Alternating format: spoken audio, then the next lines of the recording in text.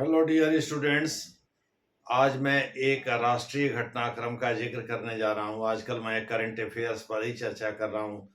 यह आप सभी लोगों को पता है, जिसमें हर क्षेत्र से, चाहे वो इकॉनमी हो, चाहे वो पॉलिटी हो, चाहे वो डिफेंस हो, यानी साइंस एंड टेक हो, हर क्षेत्र से मैं उठाकर टॉपिक चर्चा करता हूँ।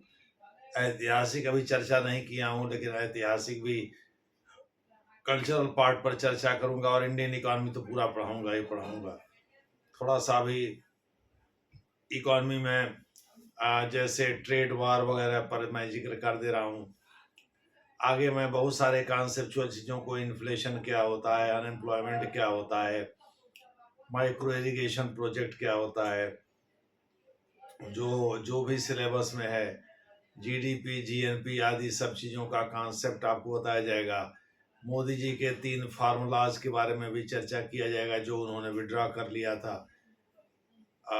उसके 2022 के पहले ही है, 2021 में ही कर लिया था, क्योंकि 2022 में चुनाव थे उत्तर प्रदेश के मार्च में। तो माना गया कि मोदी जी ने उत्तर प्रदेश के चुनाव के मद्देनजर ये बिल वापस, ये एक्ट वापस लिया था। बिल क्या, अब तो एक्ट हो गया था, तो इसे वापस लिया था। इसे एक्चुअली एक्ट भी नहीं कहेंगे, हम लॉ कहेंगे, चूंकि ये एनफोर्स भी, लागू भी हो चुका था। खैर, हम देखेंगे आगे बहुत सारे फैक्टर्स को जो इंडियन इकोनॉमी से रिलेटेड हैं, उनके बारे में। लेकिन बहरहाल अभी जो है, हम लोग डिफेंस से रिलेटेड एक टॉपिक पर चर्चा करने जा रहे हैं। यह है तेजस से रिलेटेड। आप सभी लोगों को पता होगा कि कुछ दिन पहले ही जब बेंगलुरु में एयरफोर्स एयर शो का आयोजन किया गया था, जिसमें इंडियन एयरफोर्स के अलावा अन्य तमाम देशों के लड़ाकू विमानों ने हिस्सा लिया था, तो उस समय अमनप्रीत सिंह, जो कि एपी सिंह, जो कि एयरफोर्स चीफ हैं, उन्होंने एक बात कही थी, और वह था तेजस की डिलीवरी से लेकर कि 2017 में लेटेस्ट करार हुआ था 83 तेजस डिलीवर करने का, लेकिन अभी वो निर्माण के चरण में ही चल रहा है। अभी तक तेजस के बारे में कुछ पता नहीं चला। आप सभी लोग पता होगा, भारत के ऊपर हमेशा 2 फ्रंट वार का खतरा मंडराता रहता है। पाकिस्तान और चीन कभी भी षड्यंत्र कर सकते हैं। चीन भले ही चिकनी चुपड़ी बातें करे, लेकिन चीन पर कभी भारत भरोसा कर नहीं सकता।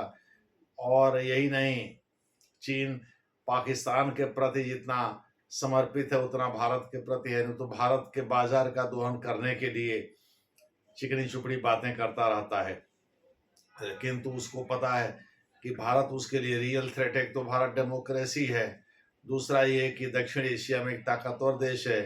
तो पाकिस्तान के लिए, पाकिस्तान के साथ तो रिलीजियस डिफरेंसेज हैं भारत के, सीरियस। चीन के साथ रिलीजियस तो नहीं है, लेकिन स्ट्रेटेजिक है और जियोपॉलिटिकल है, यानी भू राजनीतिक और रणनीतिक दोनों है। दूसरे शब्दों में, भारत चीन के लिए खतरा बन सकता है। तो चीन इसके पहले भारत खतरा बने, भारत को कमजोर करने की कोशिश करेगा। इसलिए चीन जो है, पाकिस्तान के साथ मिलकर के भारत के खिलाफ षड्यंत्र कर सकता है, और कर भी रहा होगा। हम लोगों को बहुत सारी चीजें पता नहीं चल पाती हैं, जो मीडिया वगैरह निकलता है, जो छन छन करके आता है, उसी बारे में हम लोगों को पता चल पाता है। बहरहाल, तो तेजस को लेकर के अमनप्रीत सिंह ने बहुत बड़ी बात कही थी। दरअसल इस समय एयरफोर्स 31 स्क्वाड्रन, यानी 31 लड़ाकू विमानों की स्क्वाड्रन को ही ऑपरेट कर रही है। कि स्क्वाड्रन में 18 लड़ाकू विमान होते हैं, जबकि भारत को 42 स्क्वाड्रन चाहिए। तो तेजस को 2017 में 83 लड़ाकू विमान बनाने का कॉन्ट्रैक्ट दिया था एयरफोर्स ने, और हिंदुस्तान एयरोनॉटिक्स लिमिटेड को ऐसा करके दिखाना था, लेकिन हिंदुस्तान एयरोनॉटिक्स लिमिटेड ने ऐसा किया नहीं।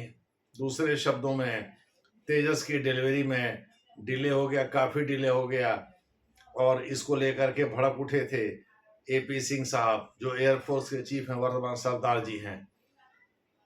तो जब वो गए थे बेंगलोर, संयोग से बेंगलोर में ही हाल की यूनिट भी है, एक्चुअली उसका मुख्यालय भी है हिंदुस्तान एरोनॉटिक्स लिमिटेड का।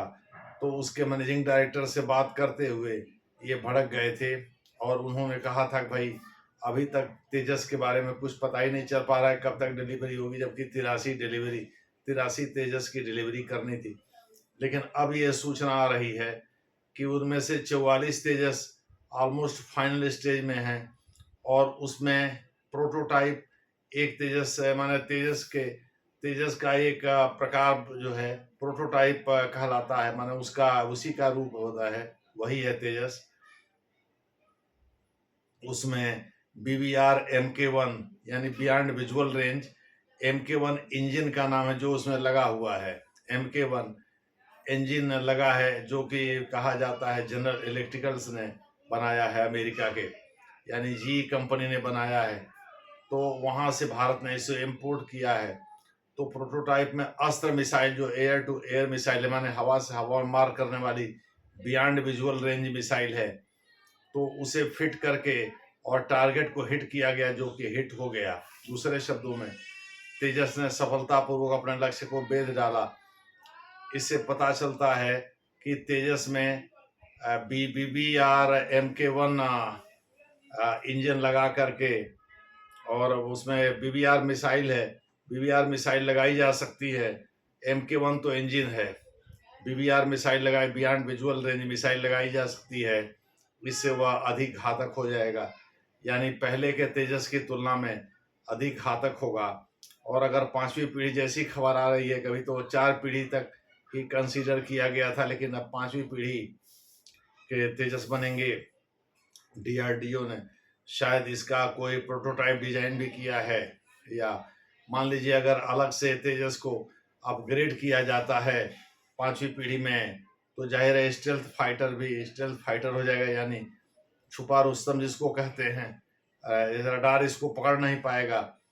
आपने बहुत पहले पुराणों में या पौराणिक कथा के रूप में दशरथ के बारे में सुना होगा कि भाई वो शब्द भेदी बांध चढ़ाते, सुना जाता है पृथ्वीराज चौहान लेटेस्ट शब्द भेदी बांध चलाया करते मध्यकाल तक, जिनको कि तराइन के दूसरे युद्ध में शहाबुद्दीन गोरी ने पराजित कर दिया था और काफी प्रताड़ित किया था। उसके बाद शायद उनकी मृत्यु भी हो गई थी।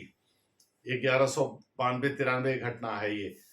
तो खैर जो भी है, लेकिन सुना जाता है पृथ्वीराज चौहान के पास भी ये तरकीब पता थी, लेकिन उसके बाद किसी भारतीय को इसका ज्ञान नहीं हुआ। यानी गागर से पानी भर रहे थे श्रवण कुमार अपने माता पिता को पिलाने के लिए, तो हिरण द्वारा पानी पीने का भ्रम हो गया दशरथ को, और शब्द पानी डब डब की आवाज सुन करके पानी की, और दशरथ ने बाण चला दिया जिससे श्रवण कुमार की मृत्यु हो गई थी। बाद में उनको शाप दिया उनके माता पिता ने, और इसी प्रकार से राम जी के वियोग में वो तड़पते हुए मर भी गए थे। खैर जो भी है, लेकिन यह सच्चाई है कि शब्द भेदी बाण मध्यकाल तक प्रचलित था, पृथ्वीराज चौहान तक।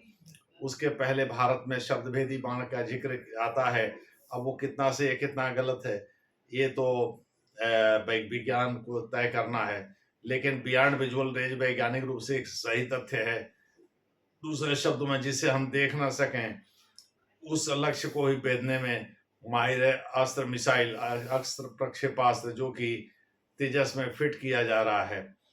इसका मतलब है कि पाकिस्तान के सीमा बिना क्रॉस किए हुए आतंकवादियों के शिविरों पर या ट्रेनिंग सेंटर्स पर, या उनका जहां जमावड़ा होता है या जहां वो रहते हैं, उन पर हमला किया जा सकता है।